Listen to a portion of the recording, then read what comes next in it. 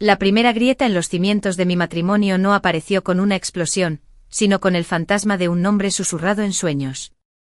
Lilith. Yo estaba acurrucada contra la espalda de Julian, la seda de su pijama fresca contra mi mejilla, la habitación bañada en la lujosa y silenciosa penumbra de nuestra villa en Montecito. El sonido era tan suave, tan íntimo, que sentí como si un trozo de hielo me clavara en el corazón.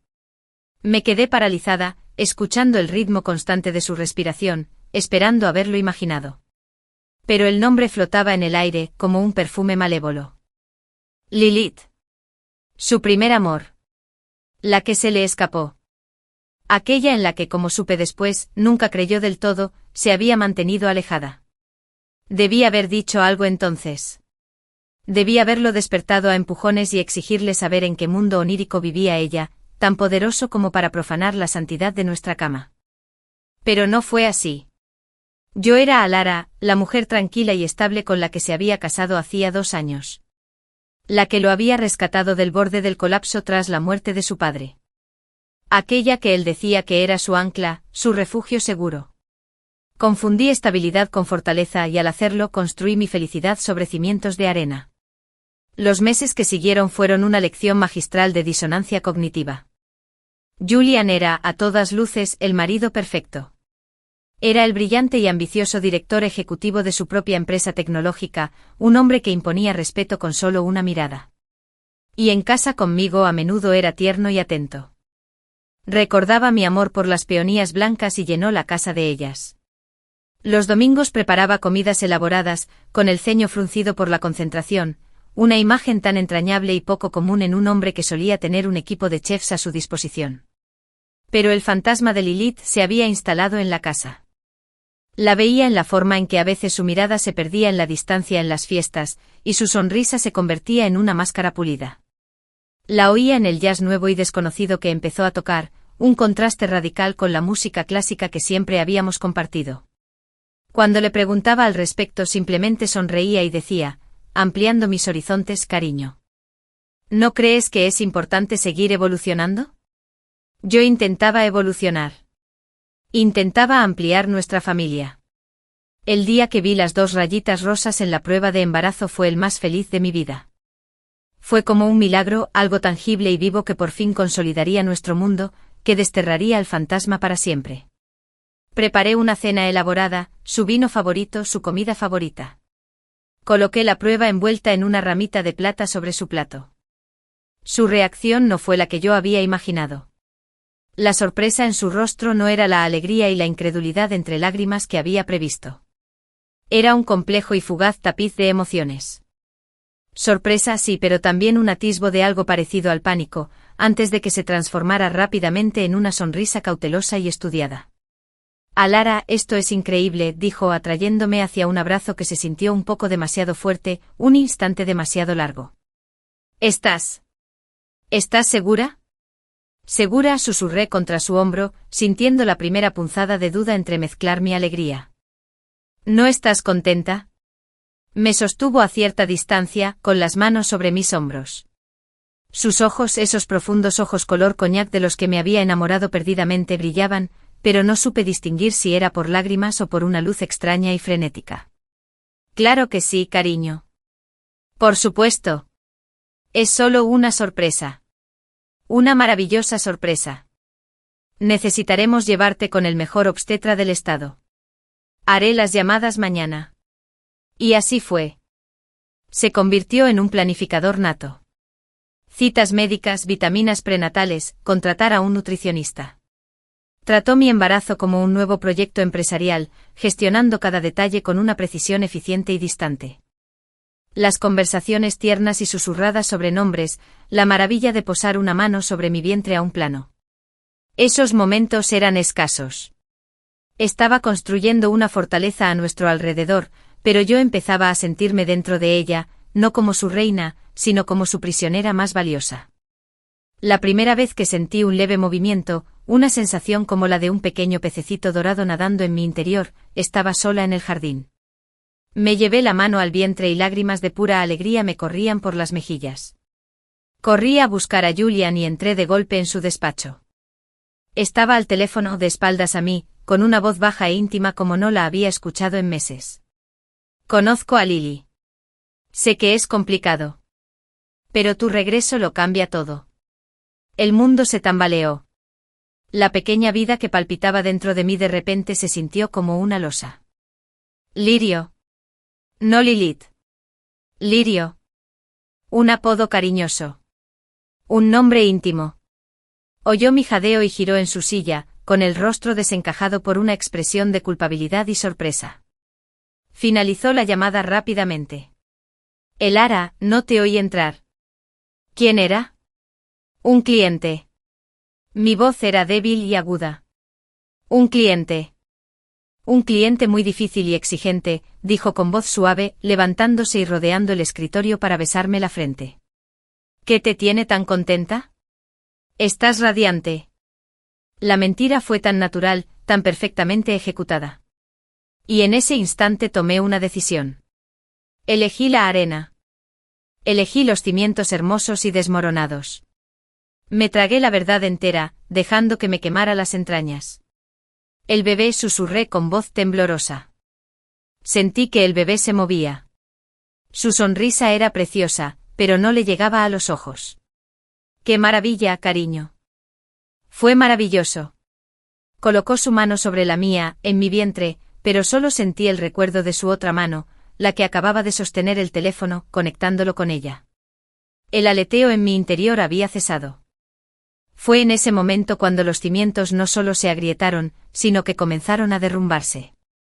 Y yo, el tonto que estaba parado sobre ellos, simplemente cerré los ojos y recé para que aguantaran. Las semanas siguientes fueron un estudio de silenciosa desesperación. Julian se convirtió en un hombre dividido, su presencia en casa era una mera formalidad. Su teléfono, que antes dejaba despreocupadamente sobre la encimera, ahora era una extensión vigilada, siempre a pocos centímetros de su mano. Atendía llamadas en el jardín, a altas horas de la noche en su estudio, con una voz que era un murmullo ininteligible. El nombre de Lily nunca volvió a mencionarse, pero su presencia era un perfume sofocante que ahora impregnaba cada rincón. Intenté tender un puente sobre el abismo. Le propuse una escapada de fin de semana, solo nosotros dos. Necesitamos centrarnos en nosotros, Julian. En nuestra familia. Levantó la vista de su tableta con una expresión de leve incomodidad. Alara, sé razonable. Estoy en medio de una fusión crucial. Y con la llegada del bebé necesito concentrarme más que nunca en asegurar nuestro futuro. Una escapada de fin de semana es un lujo que no nos podemos permitir ahora mismo. Nuestro futuro. Las palabras sonaban vacías. ¿El futuro de quién estaba asegurando? ¿El nuestro o el que reconstruía meticulosamente con Lily ahora que había regresado? Mi cuerpo empezó a cambiar, la suave hinchazón de mi vientre era un recordatorio físico constante de la vida que se suponía que íbamos a construir juntos. Pero en lugar de unirnos parecía alejarlo aún más. Me miraba el vientre no con asombro, sino con una extraña ansiedad distante, como si fuera un problema imprevisto en su plan de negocios. El punto de quiebre, el que acabó con mi negación, llegó un martes. Teníamos programada nuestra primera ecografía, aquella en la que quizá escucharíamos el latido del corazón. Había estado nerviosa y emocionada toda la mañana, con un vestido suave y vaporoso que sabía que le gustaba. Julian caminaba de un lado a otro en su estudio, hablando por teléfono. Yo estaba de pie en la puerta, con el bolso apretado en las manos. Julian, vamos a llegar tarde. El doctor Evans no puede esperarnos a la cita. Levantó un dedo, dándome la espalda. Sí, lo entiendo. Pero las condiciones no son negociables. Ahora escúchame. Esto es lo que tiene que pasar. Julian, dije con voz más firme. Se giró bruscamente con el rostro crispado por la irritación. Cubrió el teléfono. Por Dios, Alara. ¿No ves que estoy en medio de algo crucial? Es un acuerdo multimillonario. Reprograma la cita. El oído se me fue de las manos. Lo miré fijamente a ese desconocido con quien me había casado. Reprogramar. Esta es la primera ecografía de nuestro bebé. Es una foto, Alara. La veremos la semana que viene. Esto.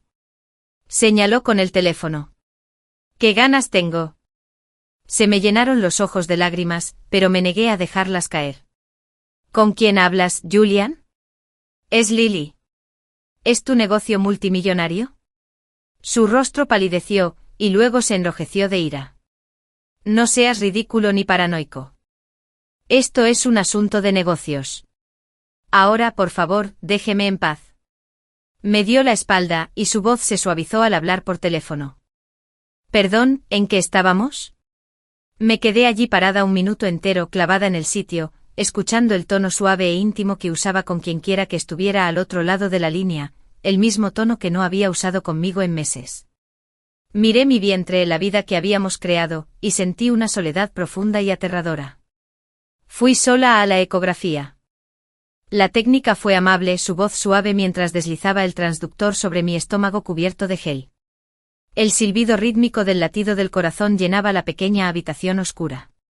Un caballo al galope, el sonido de la vida pura y desafiante. Las lágrimas corrían por mis sienes y se enredaban en mi cabello. Era el sonido más hermoso que jamás había escuchado. Y lo escuchaba sola. Lo grabé con el móvil, un pequeño secreto milagroso. Se lo ponía al bebé para mí misma, en los espacios vacíos y resonantes de la villa cuando Julian no estaba, que era casi siempre. Era mi prueba de que esto era real, de que mi amor era real, aunque el suyo fuera un fantasma. La confrontación tuvo lugar esa noche. Le mostré la imagen granulada en blanco y negro, la pequeña criatura con forma de frijol que era nuestro hijo. Le puse el sonido de su latido.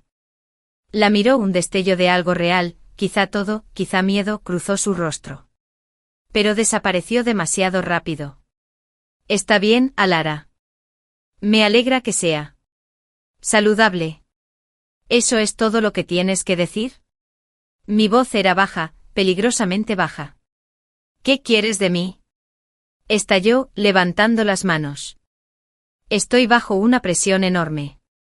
Estoy construyendo un imperio para nosotros, para este niño. No puedo estar acompañándote a cada cita médica. Esta no es una cita cualquiera. Lloré, finalmente perdí la compostura. Es nuestro hijo. Y tú no estás aquí. Estás con ella, ¿verdad? Estás con Lily. El nombre quedó suspendido en el aire entre nosotros, una declaración de guerra. Se quedó callado un largo rato con la mandíbula tensa. Lilith ha vuelto a la ciudad, admitió finalmente con voz fría. Está en pleno divorcio. Es un lío. Ella necesita una amiga. Una amiga. Solté una risa amarga y entrecortada. ¿Eso es lo que eres para ella, Julian? ¿Un amigo? ¿Le susurras a tus amigos que su regreso lo cambia todo? Sus ojos se abrieron de par en par al darse cuenta de que lo había oído, pero la sorpresa se transformó rápidamente en desafío. ¿Estabas escuchando a escondidas? Iba a compartir el momento más mágico de mi vida con mi esposo. No necesitaba escuchar a escondidas. Tu traición es descarada. No está pasando nada, Alara, dijo bajando la voz a un tono condescendiente. Estás hormonal y te lo estás imaginando. Lilith forma parte de mi pasado. Pero fue una parte importante y ahora necesita apoyo. No abandonaré a una amiga en apuros. Si no lo entiendes, es tu inseguridad, no mi infidelidad. Se marchó dejándome plantada en medio de nuestro salón, frío e impoluto con la ecografía apretada en mi mano temblorosa. No volvió a casa esa noche. Y fue entonces cuando lo supe. Los cimientos no eran solo de arena. Eran arenas movedizas. Y me hundía. El silencio tras la partida de Julian fue más ensordecedor que cualquier discusión.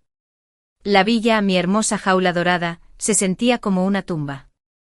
Pasé la noche acurrucada en el sofá, con la grabación del latido del corazón de nuestro bebé sonando en bucle en mi teléfono, un pequeño faro en un mar de oscuridad.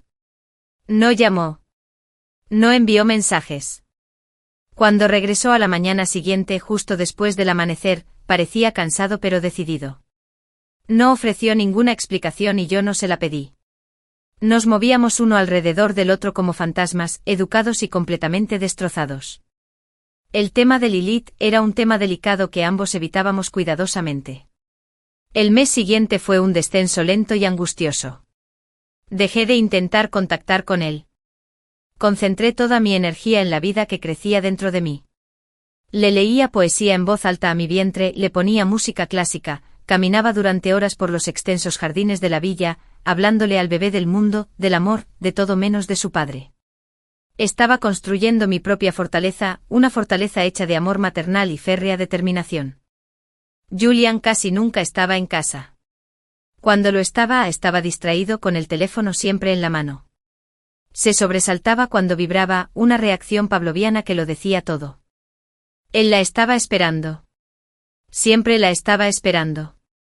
La distancia física entre nosotros se convirtió en un abismo insalvable. Ahora dormía en la habitación de invitados, alegando que mi inquietud le perturbaba el sueño. No protesté. El solo pensar en su tacto me daba escalofríos. Entonces empezó el calambre. Una tarde comenzó como un dolor sordo y persistente en la parte baja de la espalda.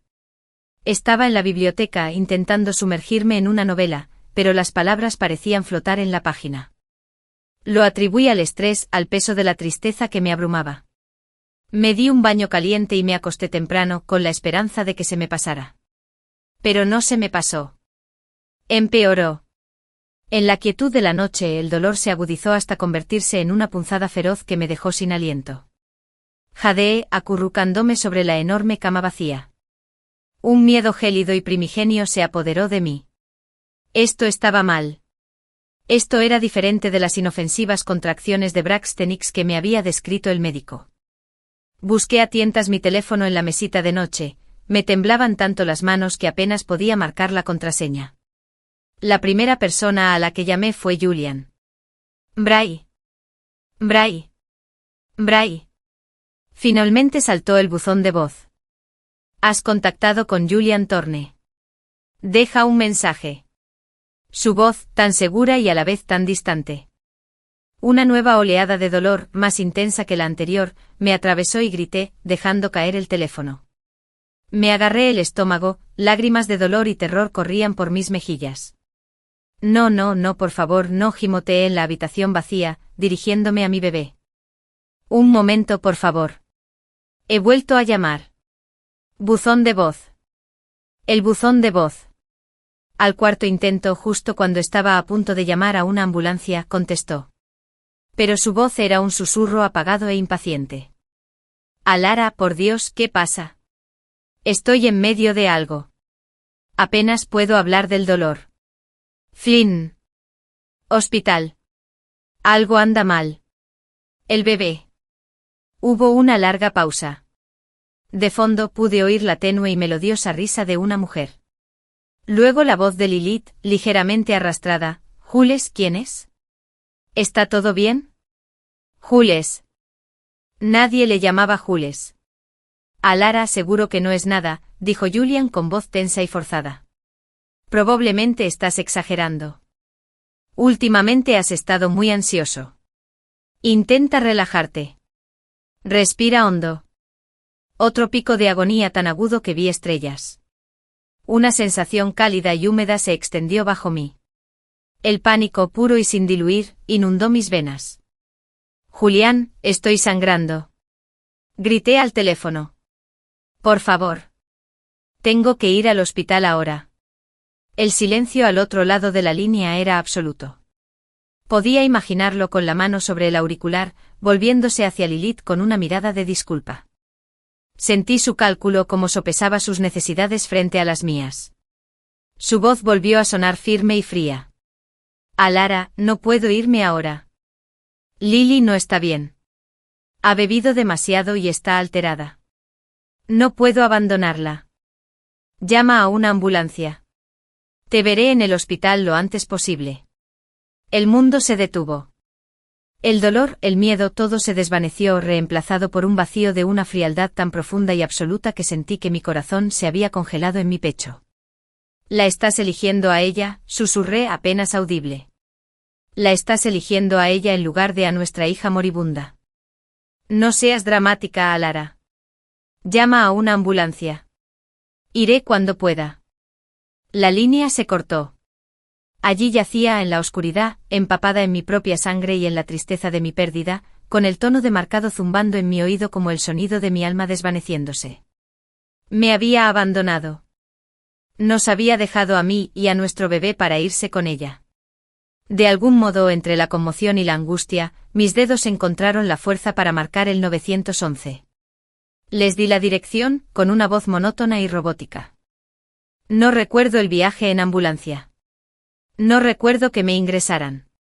Lo siguiente que recuerdo es estar en una habitación estéril y luminosa, rodeada de rostros con mascarillas, y una doctora me sostenía la mano, sus ojos estaban llenos de una lástima más dolorosa que cualquier sensación física. Lo siento mucho, señora Thorne. Hicimos todo lo posible. Había demasiada hemorragia. No pudimos salvar el embarazo. El mundo no se acabó. No se hizo añicos.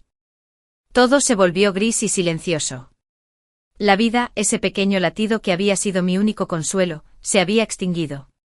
Y el hombre que había ayudado a crearla, el hombre al que había amado con toda mi alma, había elegido tomar la mano de otra mujer mientras yo sostenía los pedazos de nuestro futuro destrozado. No lloré. No grité.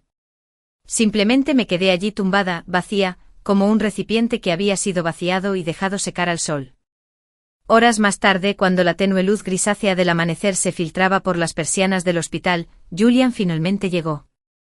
Tenía el aspecto desaliñado, la ropa arrugada y los ojos inyectados en sangre. Olía a whisky caro y al perfume de otra mujer. Se quedó de pie al pie de mi cama, con el rostro inexpresivo, una máscara que seguramente creía que reflejaba arrepentimiento. Vine en cuanto pude. Lily estaba hecha un desastre. Tenía que asegurarme de que llegara a casa sana y salva. Volví la cabeza y lo miré. Miré al hombre que había sido mi sol, mi luna, mi todo. Y no sentí nada. Nada más que un mar de silencio frío, vasto e infinito. Él extendió la mano hacia la mía. Me estremecí, apartando el primer movimiento voluntario que había hecho en horas. No me toques, dije con voz monótona, desprovista de toda emoción. Vete. Ayera, por favor. Salga. Se quedó allí un momento confundido y luego enfadado. No puedes simplemente ignorarme. Esta también fue mi pérdida. Fue entonces cuando volví a mirarlo y le dejé ver el abismo que ahora había dentro de mí. No, Julian. Tú tomaste tu decisión. No perdiste nada esta noche porque ya lo habías desechado. No. Vete. Se marchó con los hombros caídos en una actuación de dolor que yo sabía que era para el deleite de las enfermeras que estaban fuera. Y en aquella habitación estéril y silenciosa, rodeada por los fantasmas de lo que pudo haber sido, por fin me sequé las lágrimas. Las sequé con la áspera sábana del hospital y me hice una promesa a mí misma en memoria de mi hija. Este fue el final de Ayera, la víctima. El ancla. El puerto seguro. Era hora de convertirse en tormenta. Me mantuvieron ingresada en el hospital durante 2 días de voces susurrantes, caricias suaves de las enfermeras y el profundo silencio de mi propio cuerpo. La vida que había existido allí se había extinguido, dejando tras de sí un vacío doloroso e insoportable. El dolor físico era soportable. El dolor metafísico era un abismo en el que me aterraba caer. Julian venía todos los días. Traía flores, arreglos ostentosos y ridículos delirios de todas las cosas. La ironía era tan aguda que podía herir. Se sentaba en la silla junto a mi cama e intentaba hablar, pero sus palabras eran un galimatías de excusas y autojustificaciones. Tienes que entender, Ayera, Lily estaba al borde del colapso. Su divorcio es brutal. No tiene a nadie más aquí. Yo me quedaba mirando por la ventana, dejando que sus palabras me envolvieran, tan insignificantes como la estática. No mencionó a nuestro bebé. No preguntó cómo me sentía, ni física ni emocionalmente. Su relato se centró únicamente en su propia situación imposible, en su propio sacrificio noble. Al segundo día trajo un contrato. Un contrato inmobiliario. He estado pensando, dijo, dejando el documento en mi mesita de noche. Un nuevo comienzo. Encontré un terreno en las colinas con una vista increíble. Construiremos una casa nueva. Una más grande. Una casa familiar de verdad. Miré del contrato a su rostro. Hablaba en serio. De verdad creía que una jaula nueva y más grande lo solucionaría todo. Que podría construir sobre la tumba de nuestro hijo y nuestro matrimonio como si fuera un arbusto mal colocado. Fue en ese momento cuando el frío y silencioso vacío que sentía empezó a cristalizarse en algo más. Una resolución firme, afilada como un diamante. Necesito descansar, Julian, dije con voz aún monótona. Por favor, no vuelvas hasta que esté en casa. Parecía aliviado. Mi silenciosa obediencia era la versión que él prefería. Claro que sí, cariño. Descansa. Mañana Arthur te llevará a casa. Arthur, nuestro mayordomo, su fiel empleado. En cuanto se fue, cogí el móvil. La batería estaba casi agotada. Tuvo una docena de llamadas perdidas la noche que perdí al bebé y un único y patético mensaje de texto a la mañana siguiente. Ya voy de camino. El tráfico es un infierno. Los borré. Borré su número. Lo bloqueé en todas partes. Fue un gesto simbólico. Un pequeño primer golpe en una guerra que él desconocía que estábamos librando. Cuando Arthur vino a buscarme, su rostro bondadoso y arrugado reflejaba una tristeza más genuina que cualquier cosa que Julian hubiera podido mostrar. Me ayudó a subir a la parte trasera del Rolls Royce, con la mano suavemente sobre mi codo. Siento muchísimo su pérdida, señora, dijo en voz baja mientras nos alejábamos del hospital. Gracias, Arthur, susurré y por primera vez sentí el escalofrío de las lágrimas. No por Julian, sino por la humanidad compartida en su voz. El viaje de vuelta a casa fue una pesadilla. Cada lugar recordaba una vida que ahora era una mentira. El pequeño café donde Julian y yo compartíamos café los sábados por la mañana. El parque por el que paseábamos soñando con empujar un carrito de bebé. Y luego la villa misma, alzándose como un hermoso y frío monumento al final del largo camino de entrada con portón. Me sentía ajena. Ya no era mi hogar. Era el lugar donde me habían roto el corazón sistemáticamente. El lugar donde recibí la llamada que acabó con la vida de mi hijo. Era una tumba. Julian esperaba dentro. Había ordenado al personal que llenara el vestíbulo con más lirios blancos. El olor a funeral me revolvió el estómago. Bienvenido a casa, dijo acercándose para abrazarme. Lo esquivé y caminé directamente hacia la escalera. Voy a acostarme. Alara, tenemos que hablar de esto. No podemos seguir así. Me detuve en el primer paso. No hay ningún nosotros, Julian. Ya no. Estamos tú y estoy yo. Y necesito estar sola. No esperé respuesta. Subí las escaleras hasta nuestra habitación, mi habitación, cerré la puerta con llave y finalmente me permití llorar. Lloré por el hijo que nunca podría abrazar. Lloré por el amor en el que había creído. Lloré hasta quedar completamente vacía, un cascarón seco y sin vida. Y de ese vacío comenzó a gestarse un plan. No se trataba de un plan de venganza violenta y dramática. Ese era su estilo. El mío sería más frío, más silencioso, más absoluto. Quería construir una casa nueva. De acuerdo. Yo desmantelaría la vieja ladrillo a ladrillo con el dinero que eso implica. Esperé hasta bien entrada la noche. Oí como Julian finalmente se retiraba al ala de invitados con pasos pesados. Cuando la casa quedó en silencio, me escabullí a su estudio. El olor a colonia y su ego eran sofocantes. Encendí su ordenador. Era arrogante. Usaba la misma contraseña para todo. La fecha en que su empresa salió a bolsa. Tenía 3 meses antes de la próxima reunión del consejo, una reunión para la que se preparaba obsesivamente, donde presentaría su ambiciosa visión para el futuro de la empresa, incluyendo la adquisición de una nueva y vanguardista startup de IA. Era su proyecto predilecto, aquello que en sus propias palabras consolidaría su legado. Pasé la semana siguiente como un fantasma en mi propia casa. Interpreté el papel de la esposa afligida y destrozada. Picoteaba la comida, hablaba con monosílabos y pasaba horas mirando el jardín.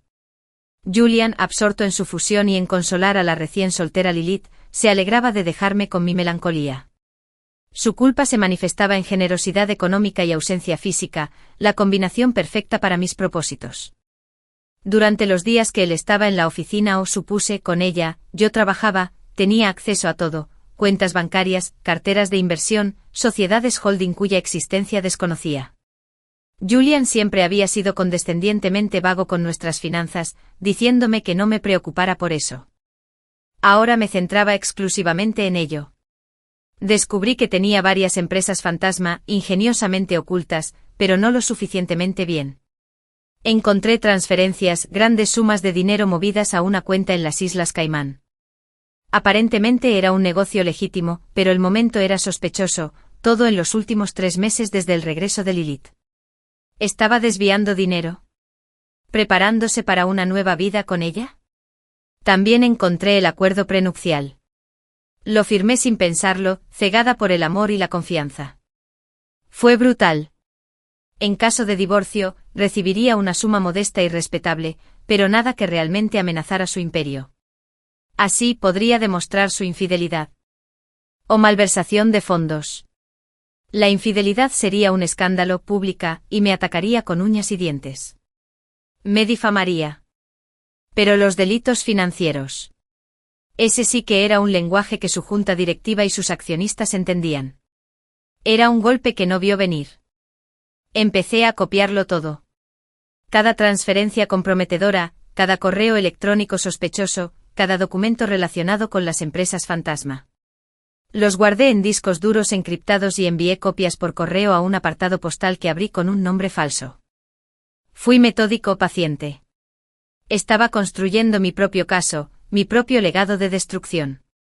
Una tarde estaba en el estudio, escondido tras su gran escritorio de roble, cuando oí que se abría la puerta principal.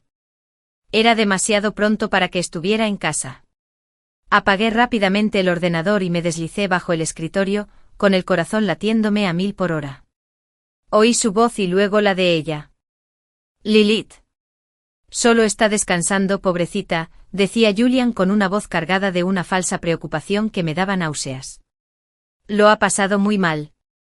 Ay, Jules, lo siento mucho por todo lo que tienes que pasar, ronroneó Lilith. Su voz era como terciopelo, suave y sofocante. Es tan injusto para ti. Estaban en la sala, al final del pasillo. Oí el tintineo de las copas. Cuando todo esto haya pasado, dijo Julian, bajando la voz. Cuando esté más fuerte podremos resolverlo. Te lo prometo, Lily, esta no es la vida que quiero. Me agaché bajo el escritorio, tapándome la boca con la mano para no hacer ruido. La frialdad que sentía se convirtió en hielo. Él no solo la estaba consolando. Le estaba haciendo promesas. Él planeaba un futuro y yo era el obstáculo incómodo y roto en su camino. Tenía pruebas, no solo económicas, sino también en sus propias palabras. Me había dejado morir emocional y físicamente por esa mujer, y ya estaba preparando el terreno para su nueva vida. Mientras escuchaba su conversación en voz baja, se extinguió la última chispa de amor o lástima por Julian Thorne. Solo quedaba el frío e implacable plan. Era hora de desaparecer. La conversación que escuché entre Julian y Lilith fue la pieza final que cerró un cerrojo en lo más profundo de mi alma. No me causó nuevo dolor, simplemente confirmó una verdad que ya había aceptado. Yo era un mero trámite, un inquilino temporal en una vida que él se disponía a entregar a otra persona. Aunque me iría, no me iría con las manos vacías. Mi planificación pasó del reconocimiento a la ejecución. Me convertí en un fantasma en la villa, mis movimientos silenciosos y deliberados.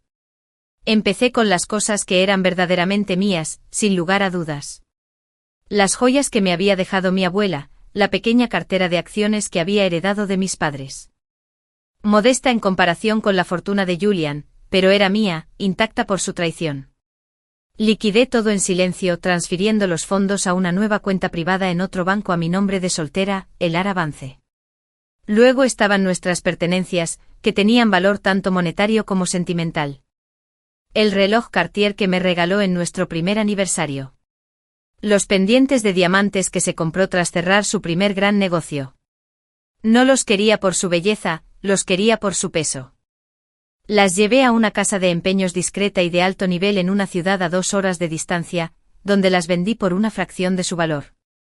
El dinero era limpio, imposible de rastrear y mío. A continuación, me marché. No podía simplemente hacer la maleta. Julian, o más probablemente el siempre observador Arthur, se daría cuenta. Así que comencé un proceso de evaporación gradual. Me llevaba algunas prendas de ropa, las que de verdad me gustaban, y donaba bolsas llenas de otras a organizaciones benéficas, explicándoles al personal que necesitaba deshacerme de cosas, empezar de cero después del trauma. Era una excusa creíble. Envié cajas con mis libros, mis materiales de arte y mis archivos personales a un trastero que había alquilado, de nuevo con mi apellido de soltera. Me puse en contacto con la única amiga que tenía de antes de Julian, una artista ferozmente independiente llamada Clara que vivía en un loft bohemio en Nueva York. Le conté una versión edulcorada de la verdad. Mi matrimonio había terminado, estaba en apuros y necesitaba un lugar donde refugiarme. Su respuesta fue inmediata. Mi casa es la tuya. Chicos, solo díganme cuándo. El momento oportuno era lo más delicado. Necesitaba que Julian estuviera completamente distraído con la atención puesta en otra parte. La oportunidad perfecta se presentó ante mí. El retiro estratégico anual de su empresa, un evento de 3 días en un refugio aislado en Lake Tahoe, era innegociable para todos los altos ejecutivos. Estaría ausente completamente incomunicado durante largos periodos, concentrado en su legado. El retiro era en 2 semanas. Tenía 2 semanas para dejar todo listo. Me reuní con un abogado. No se trataba de una abogada de divorcios ostentosa y de alto perfil, sino de una mujer astuta e implacable llamada señora Chin, especializada en derecho corporativo y, como descubrí en nuestra consulta confidencial, en divorcios devastadores para mujeres que habían sido víctimas de manipulación financiera. Le llevé mis discos duros encriptados. Pasó una tarde revisándolos con una expresión indescifrable. Cuando por fin levantó la vista, en sus ojos brilló una fría aprobación. Es un descuidado, dijo secamente. Arrogante. Se cree demasiado listo para que lo pillen. Las transferencias a las Islas Caimán constituyen una clara violación de su deber fiduciario para con sus accionistas. ¿Y esto? Tocó la pantalla, señalando un correo electrónico sobre la adquisición de la startup de IA. Ha inflado las cifras de ingresos proyectadas para la junta directiva. Eso es fraude. ¿Qué significa esto para mí?, pregunté con voz firme. Significa, señora Thorne, que su acuerdo prenupcial no vale ni el papel en el que está impreso. Podemos probar mala conducta financiera y con el testimonio de su mayordomo sobre su invitada, abandono deliberado y crueldad emocional. Podemos quedarnos con él por la mitad. Posiblemente más. No quiero la mitad, dije con voz baja pero firme. Quiero lo suficiente para ser libre. Y quiero que esta información se entregue a la junta directiva en un momento muy específico. La señora Chin esbozó una sonrisa fina y depredadora. Lo entiendo perfectamente. Diseñamos el plan. Los papeles del divorcio junto con un expediente completo de sus irregularidades financieras serían entregados por un agente judicial a Julian en su oficina y simultáneamente a la junta directiva a las 9 de la mañana del último día de su retiro estratégico. El día en que debía dar su gran presentación, estaría frente a las personas más importantes de su vida, listo para desvelar su glorioso futuro, y nosotros haríamos que su mundo se derrumbara por completo. Los últimos días en la villa fueron surrealistas. Recorrí las hermosas habitaciones vacías como un curador en un museo de una civilización extinta. No sentía nostalgia, solo una creciente impaciencia. Julian estaba cada vez más ausente, rebosante de entusiasmo por el retiro y, estaba segura, por los momentos robados a Lilith. Apenas me miraba, solo me daba una palmadita en la cabeza y me decía que me portara bien mientras él estaba fuera. La mañana que se fue parecía bastante alegre. Me besó la mejilla, un beso seco y mecánico. Volveré el jueves por la noche. Esto va a ser un punto de inflexión, Alara. Todo va a mejorar. Forcé una pequeña y frágil sonrisa. Seguro que sí, Julian. Buena suerte. Me quedé en lo alto de la escalera, viéndolo salir por la puerta, con su maleta rodando tras él. No miró atrás.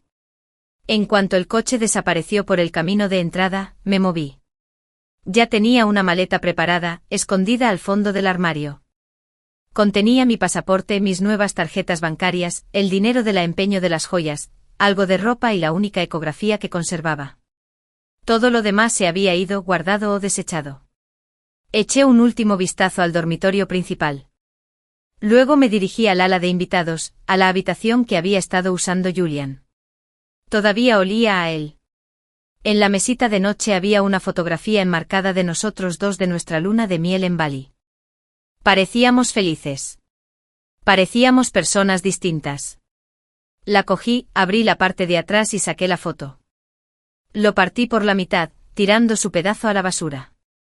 Doblé mi mitad y me la guardé en el bolsillo. Un recordatorio de la mujer que solía ser, la mujer a la que él había matado. Bajé las escaleras. Arthur me esperaba en el vestíbulo con mi única maleta en la mano.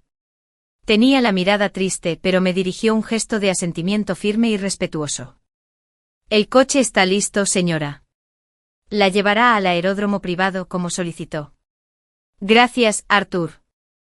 Por todo. Ha sido un honor, señora. Dudó un instante.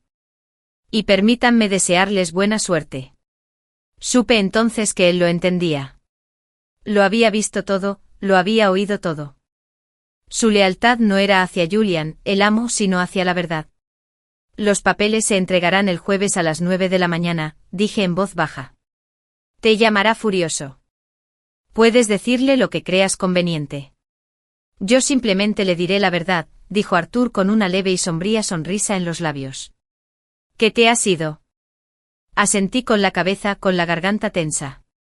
No miré atrás al salir de la villa por última vez. No miré los lirios, ni la gran escalinata, ni la vista del océano que una vez me había dejado sin aliento. Subí al coche privado que me esperaba y al arrancar, no sentí ninguna sensación de victoria. El jet privado era una burbuja de lujo silencioso, un contraste marcado con la tormenta que había dejado a mi paso. Mientras la costa californiana se reducía a una mancha dorada y verde bajo las nubes, no sentí ningún triunfo, solo un agotamiento profundo y calado hasta los huesos. La adrenalina que había impulsado mi meticulosa huida se desvanecía, dejándome vulnerable.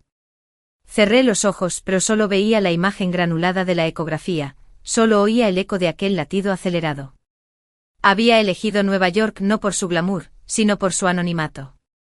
En una ciudad de 8 millones de habitantes, una mujer con el corazón roto podía desaparecer, podía, poco a poco, reconstruirse hasta convertirse en alguien nueva. Clara me esperaba en su loft del Soho, un espacio amplio y salpicado de pintura que olía a trementina y a nuevas posibilidades. No me ofreció palabras de lástima ni un abrazo asfixiante.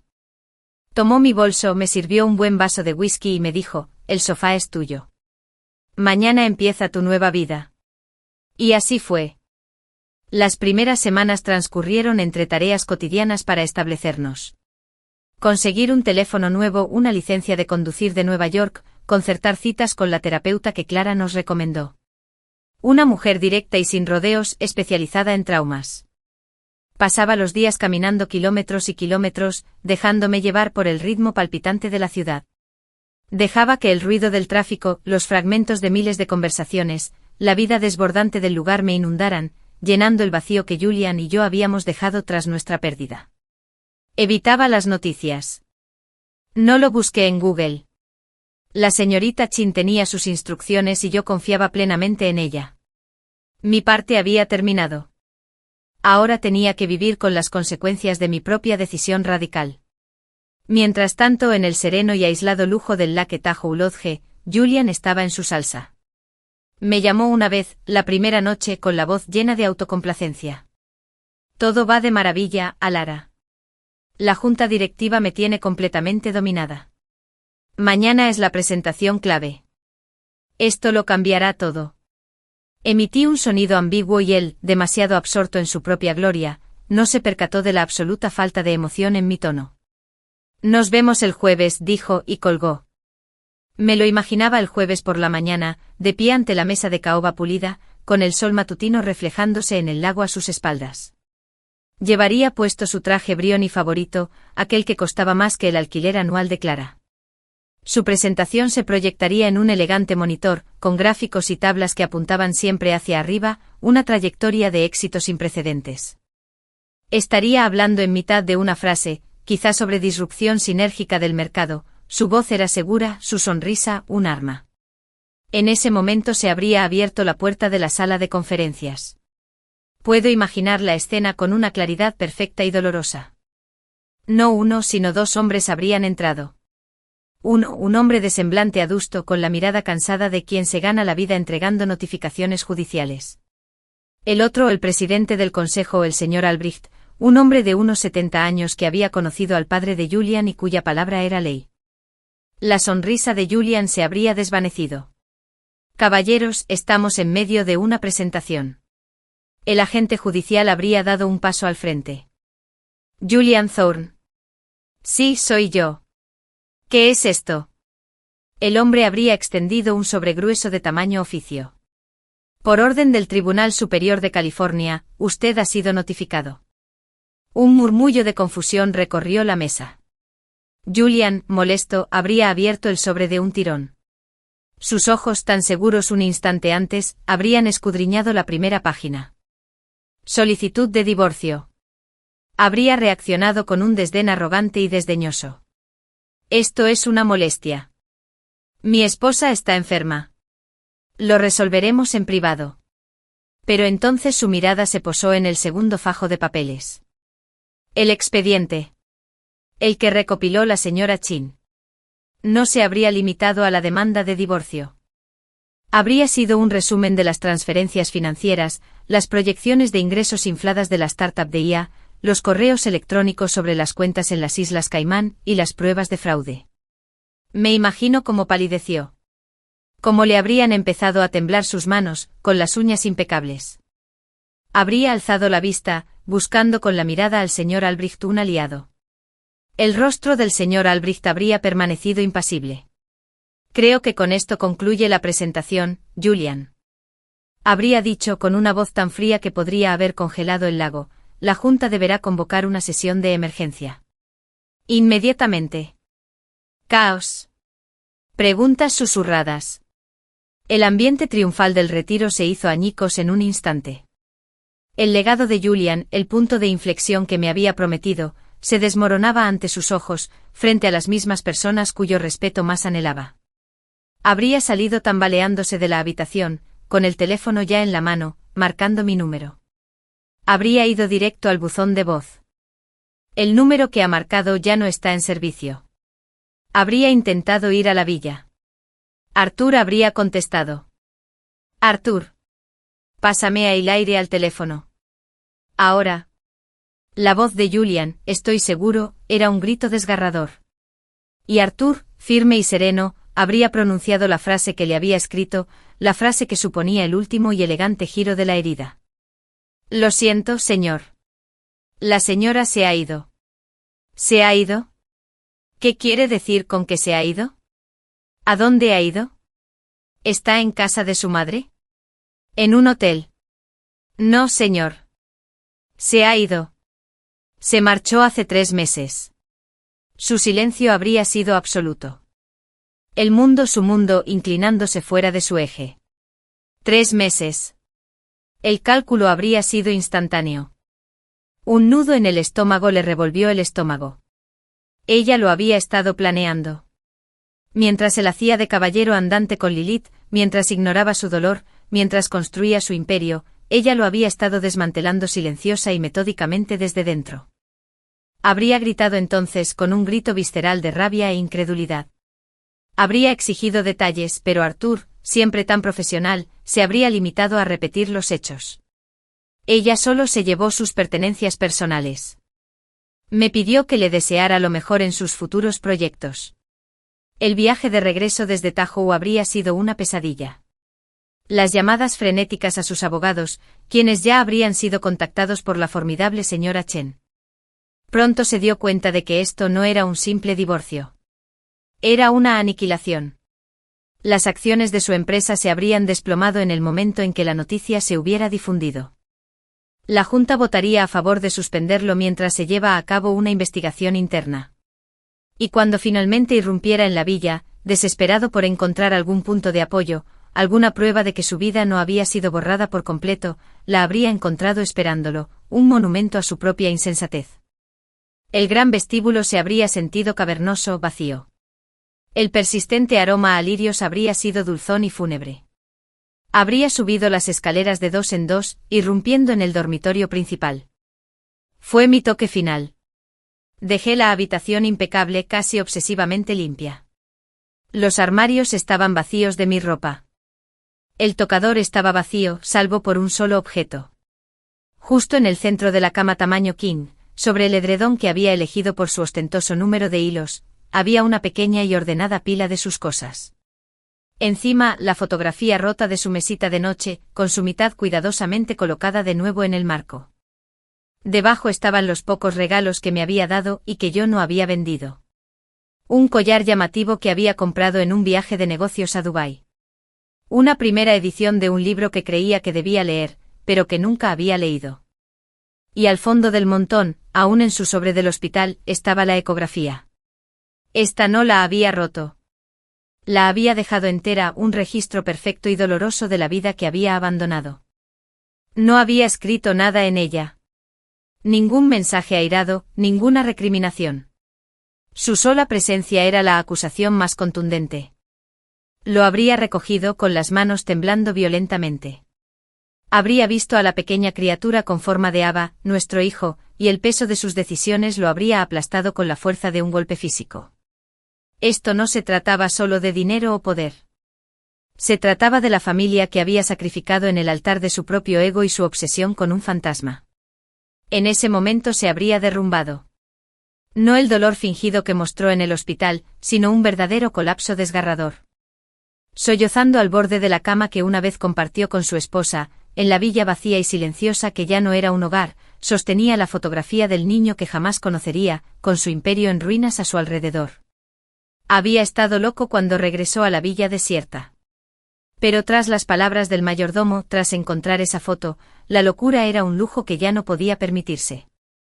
Lo único que quedaba era el paisaje desolado e interminable de su pérdida. Los primeros meses en Nueva York fueron un aprendizaje de supervivencia. Era un fantasma aprendiendo a ser tangible de nuevo. El loft de Clara se convirtió en mi santuario, un antídoto caótico y creativo contra la perfección estéril de la villa. Lienzos apoyados contra las paredes de ladrillo visto, esculturas a medio terminar compartían espacio con envases de comida para llevar, y el aire siempre estaba impregnado del olor a pintura al óleo y café fuerte. Estaba lleno de vida. Fue real. Mis sesiones de terapia fueron brutales, excavaciones necesarias. El doctor Levine nunca me permitió minimizar el dolor. Me hizo hablar del bebé. Me hizo decir en voz alta, perdí a mi hijo, hasta que esas palabras perdieron su poder para destrozarme y se convirtieron en un simple y trágico hecho de mi historia. Me hizo examinar mi papel en el matrimonio, no para culparme, sino para darme fuerza. Fui cómplice de mi propia desaparición, confundiendo la complacencia con el amor. Construiste tu identidad en torno a ser su ancla, dijo un martes con voz tranquila. Pero un ancla no tiene destino propio. Es hora de que te conviertas en el barco y Lara. Así que empecé a construir un barco. Animada por Clara, me matriculé en un curso de negocios para artistas y creativos. Fue aterrador y emocionante a la vez. Estaba rodeada de veinteañeras con el pelo rosa y piercings en la nariz, su pasión contrastaba enormemente con el hastiado mundo de las galas benéficas corporativas en el que había trabajado. No sabían que yo era la mujer de las noticias sobre el colapso de Torntech, que durante una semana inundaron las redes financieras antes de ser eclipsadas por la siguiente crisis. Para ellos yo era simplemente Hilara, la mujer mayor y tranquila que tomaba notas meticulosas y hacía preguntas sorprendentemente incisivas sobre los márgenes de beneficio. Con los fondos de mi cuenta aparte y las joyas empeñadas, empecé poco a poco. Alquilé un local diminuto y soleado en el West Village.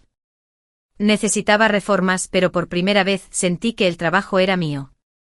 Rasqué los suelos, pinté las paredes de un blanco cálido y suave, y construí estanterías con mis propias manos, lastimándome las palmas de una forma que me resultó purificadora.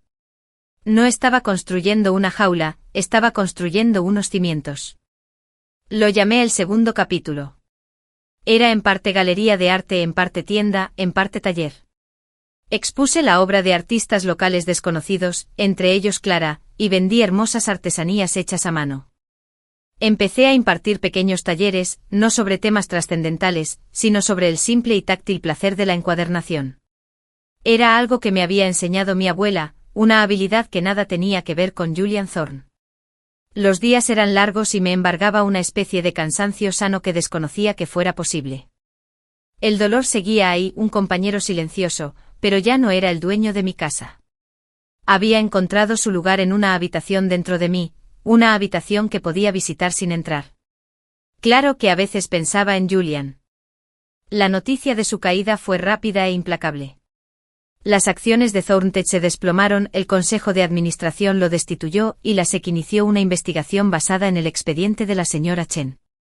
Lo último que supe, gracias a las discretas actualizaciones que ella me proporcionaba, es que había llegado a un acuerdo de divorcio, otorgándome una suma considerablemente mayor a la estipulada en el acuerdo prenupcial para evitar un juicio público que me habría condenado a prisión. El dinero ya no era por venganza, sino por libertad. Lo usé para asegurar el futuro de mi segunda etapa y creé una fundación benéfica en nombre de mi bebé, para apoyar a mujeres que sufren la pérdida de un embarazo o un bebé. Él era un fantasma del pasado, una historia con moraleja.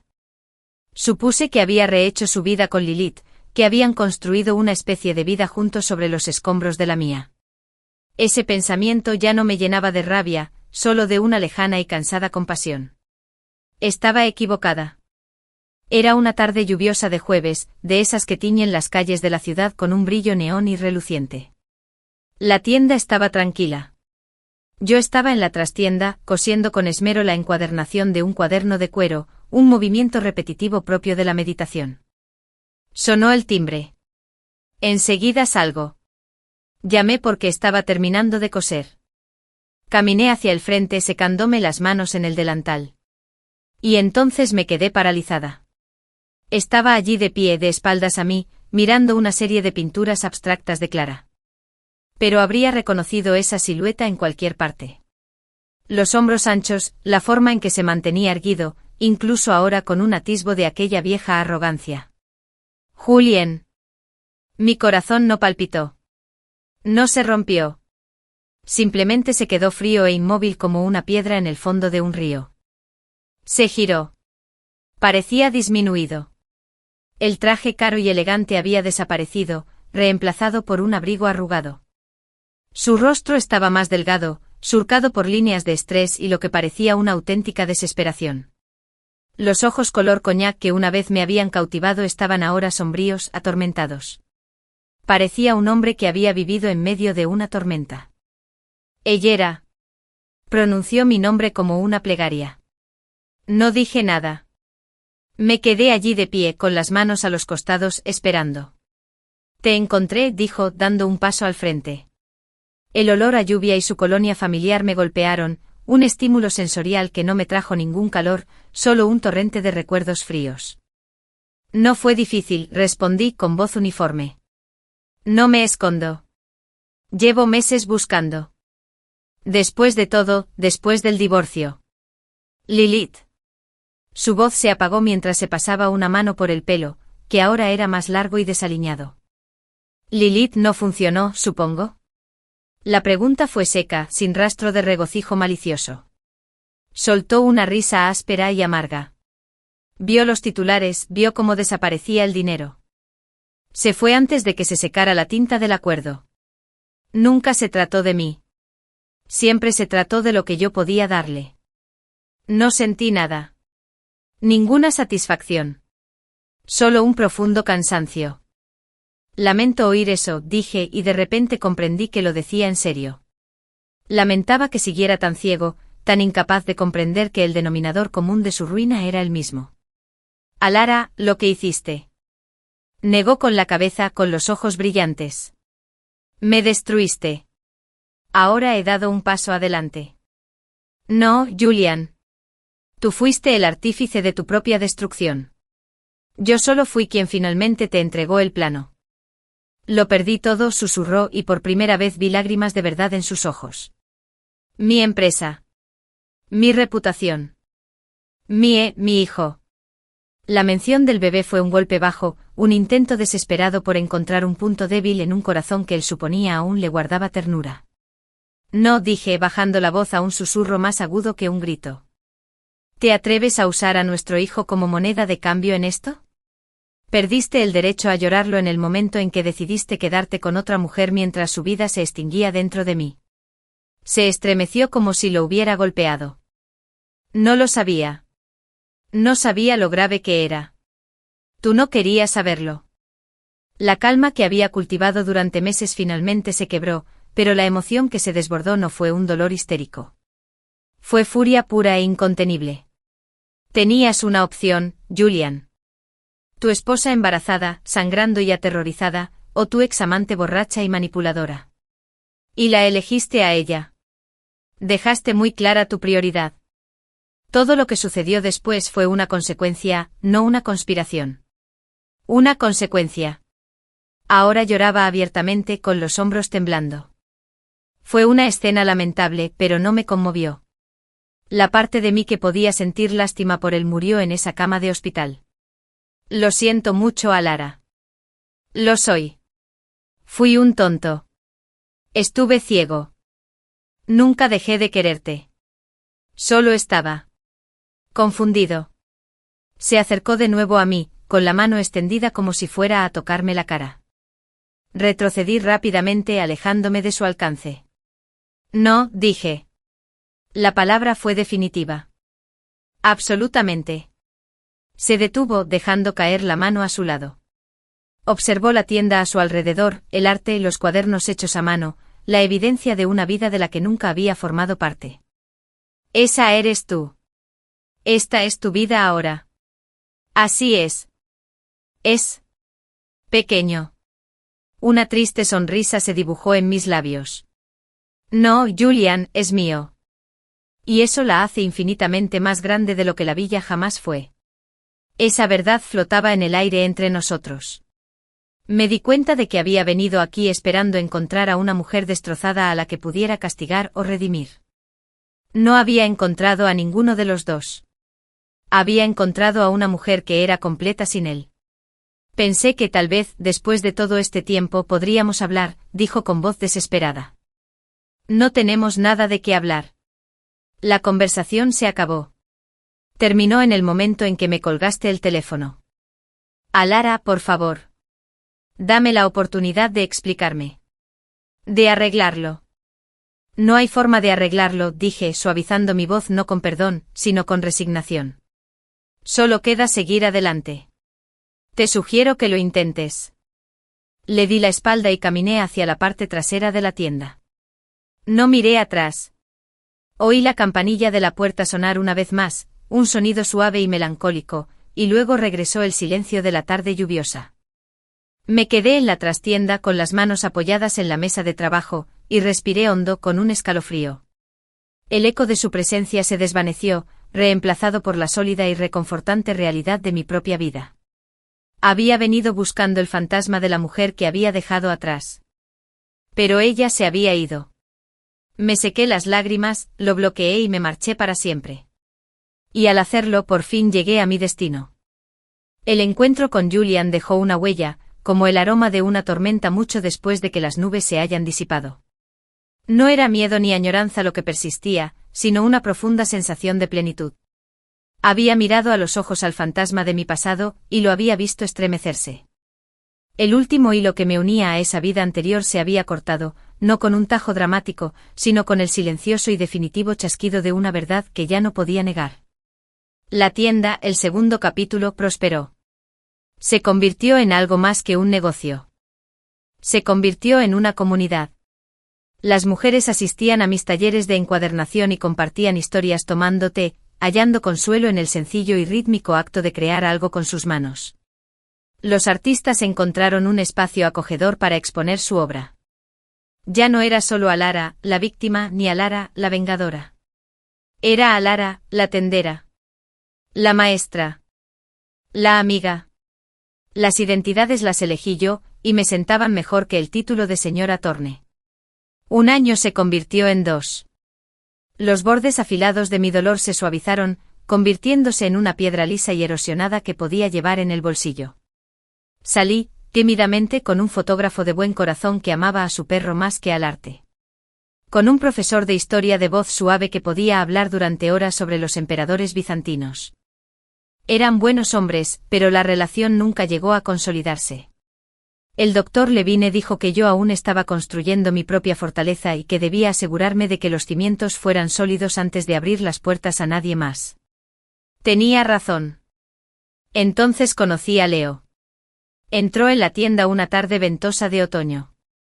Una ráfaga de viento y hojas secas lo siguieron al entrar por la puerta. Era alto, con ojos amables color cristal marino y una sonrisa que parecía sincera. No intentaba venderme nada ni impresionarme. Buscaba un regalo para su hermana. Soy un desastre para esto, admitió con una risa autocrítica, pasándose una mano por su cabello rubio y revuelto. Ella es escritora y yo solo pienso en bolígrafos. Parece que no tengo inspiración. Los bolígrafos son un regalo precioso, dije, sintiendo que una sonrisa inesperada se dibujaba en mis labios. Pero quizá podamos hacerlo mejor. Le mostré los cuadernos encuadernados a mano que hacía, explicándole los distintos tipos de papel, las pieles, las costuras. Me escuchó con una concentración tan intensa que me halagó. ¿Le dedicaste tanto esmero a un cuaderno en blanco?, preguntó mientras sus dedos recorrían con delicadeza la cubierta grabada de un cuaderno de cuero azul oscuro. No está en blanco, corregí con suavidad. Está lleno de potencial. Es la promesa de historias aún por contar. Entonces me miró una mirada larga y reflexiva que veía más allá del tendero, más allá de la calma cuidadosamente construida. Me gusta, dijo en voz baja. La promesa de historias. Compró la revista. Y a la semana siguiente volvió diciendo que necesitaba uno para él. Entonces se apuntó a un taller de encuadernación. Nuestra conversación empezó hablando de la veta del papel y el tinte para cuero, y poco a poco derivó en charlas sobre libros favoritos, recuerdos de la infancia y sueños que habían quedado en el olvido y que ahora desempolvábamos. Leo era arquitecto paisajista. Comprendía la paciencia que requiere el crecimiento, el arte de cultivar algo hermoso desde sus cimientos. Tenía sus propias cicatrices, un divorcio que había sido un distanciamiento gradual y silencioso, más que una ruptura explosiva. Él comprendía la pérdida sin necesidad de analizar la mía. Nuestra relación no se sentía como un incendio forestal, sino como el lento y constante reverdecer de un paisaje tras un largo invierno. Era cómodo. Era seguro. Y para mi sorpresa, la seguridad ya no se sentía como una jaula. Fue como llegar a un puerto seguro tras una vida en alta mar. Una tarde, unos 6 meses después de empezar a salir, estábamos en mi apartamento encima de la tienda. Las luces de la ciudad centelleaban fuera de la ventana y un disco de clásicos del jazz sonaba suavemente de fondo. Estaba acurrucada contra él en el sofá, con su brazo rodeándome y su pulgar acariciándome suavemente el hombro. Te quiero, Alara, susurró al oído. Sus palabras no me provocaron pánico. Se instalaron cálidas y firmes en el centro de mi pecho. Había estado esperando sentir terror, sentir temblar los muros de mi fortaleza. En cambio, los sentí expandirse, creando espacio. Incliné la cabeza hacia atrás para mirarlo. En sus ojos no vi rastro de otra mujer, ni cálculo, ni deseo de nada más que de mí, tal como era. Una mujer con un pasado, un negocio, una grieta en el corazón, reparada pero aún visible. Yo también te quiero, Leo, dije. Y por primera vez desde que mi mundo se derrumbó en una habitación de hospital de California, esas palabras no me parecieron un riesgo, sino una verdad simple e innegable. No fue una pasión dramática y arrolladora que borrara el pasado. Fue algo más silencioso y, en definitiva, más fuerte. Fue un segundo amor. Un amor que reconocía las cicatrices y amaba la piel que las contenía. Un amor que no necesitaba ser todo mi mundo porque yo ya tenía el mío. Él era el sol en su cielo, no su único habitante. Construimos una vida dulce y alegre. Trasladó sus plantas a mi apartamento. Pasábamos los fines de semana de excursión, su mano sujetando la mía con firmeza en los senderos rocosos. Organizábamos cenas para nuestro peculiar grupo de amigos. Artistas, arquitectos, escritores, el loft rebosaba de risas y debates. A veces, ya entrada la noche, le contaba fragmentos de mi historia. La del bebé. Sobre Julian. Nunca se inmutaba. Simplemente escuchaba y luego me abrazaba, su silencio era un bálsamo más sanador que cualquier palabra. En el 5º aniversario del día en que salí de la villa, estaba en la trastienda, desempaquetando un envío de papel artesanal de Italia. Sonó la campanilla y oí la voz de Leo saludando a Clara, que atendía la entrada. Un instante después apareció en la puerta con las manos a la espalda. «Tengo algo para ti», dijo con los ojos brillantes. «¿Te gusta más de ese regaliz horrible?». Bromeé limpiándome el polvo de papel de las manos. Él se rió. «Mejor aún». Sacó las manos de detrás de la espalda. En ellas llevaba un retoño con las raíces cuidadosamente envueltas en arpillera. Era un roble joven y frondoso. «Es para el jardín de atrás», dijo. «Pensaba que podríamos plantarlo juntos». Oí. Miré el pequeño y valiente árbol, sus hojas de un verde desafiante y lleno de esperanza. Pensé en la vida que se había perdido, en la vida que había reconstruido, en el amor que había encontrado. Un roble fuerte de raíces profundas, construido para resistir tormentas. Se me llenaron los ojos de lágrimas, pero no eran lágrimas de tristeza. Eran lágrimas de una alegría tan profunda que tenía su propio peso, su propia gravedad. «Es perfecto», susurré. La plantamos esa tarde mientras el sol se ocultaba tras el horizonte de la ciudad, tiñendo las nubes de tonos naranjas y violetas. Nuestras manos, cubiertas de tierra oscura y fértil, trabajaron juntas, compactando la tierra alrededor del delgado tronco. Mientras nos apartábamos para admirar nuestro trabajo con el brazo de Leo rodeándome la cintura, miré aquel árbol.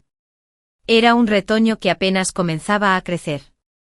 Crecería estación tras estación, sus ramas alzándose hacia el cielo, sus raíces hundiéndose en la tierra, creando una historia propia. Había pasado tanto tiempo viviendo en las secuelas, en el eco de una venganza devastadora. Me había definido por lo que había sobrevivido, por lo que había destruido. Pero allí de pie, con la presencia constante de Leo a mi lado y la promesa de aquel roble frente a mí, comprendí que el capítulo final, el más importante, no trataba en absoluto del pasado. Se trataba de esto. Del acto silencioso y perdurable de construir algo nuevo. De plantar un árbol cuya sombra sabías que nunca disfrutarías, pero confiando en que estaría allí, fuerte y hermoso, para un futuro que solo podías imaginar. Me había marchado para siempre. Y al hacerlo, por fin había vuelto a casa. Fin.